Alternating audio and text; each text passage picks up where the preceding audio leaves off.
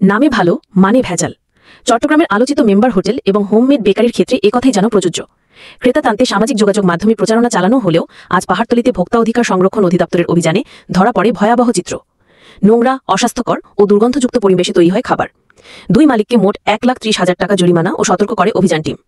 ভোক্তা অধিকার সংরক্ষণ অধিদপ্তরের অভিযান টিম নতুন আসছে তো এরা এই পুরোপুরি দায়িত্ব নিয়ে কাজটা করে না এই সপ্তাহে। 19-20 তো হইতে পারে, নতুন কারিগর এসে তো এই কারণ স্টাফেদেরও ভুল হয়েছে, আমাদেরও ভুল হয়েছে। খবর পেয়ে পাহাড়তলী ওয়্যারলেস এলাকায় হোমমেড নামে এই বেকারিতে তালা মেরে সটকে পড়ে মালিক কর্মচারীরা। পরে পেছনে দরজা দিয়ে অভিযান টিম প্রবেশ করে দেখতে পায় বেকারির ভেতরে চরম নোংরা, অস্বাস্থ্যকর ও দুর্গন্ধযুক্ত পরিবেশ।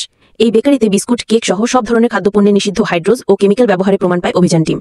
হোমমেড ফুডস নামে লাইসেন্স নিয়ে অবৈধভাবে সুমাইয়া ফুড নামেও বিস্কুট উৎপাদন ও বাজারজাত করছিল তারা। হাতে নাতে এসব প্রমাণ পাওয়ায় প্রতিষ্ঠানটিকে 1 লাখ টাকা জরিমানা করা হয়। অপরিচ্ছন্নতার কোনো শেষ নেই। খাবারের সাথে যে ডোটা তৈরি করতেছে বিস্কিট, সেটার সাথে পোকা পর্যন্ত মিশে আছে এবং একটা লম্বা পোকাও পড়ে আছে এবং সেটা শনাক্ত করেছে। তাকে আমরা পোকাগুলি দেখিয়েছি, এখানে খাদ্যের সাথে মিশে গেছে।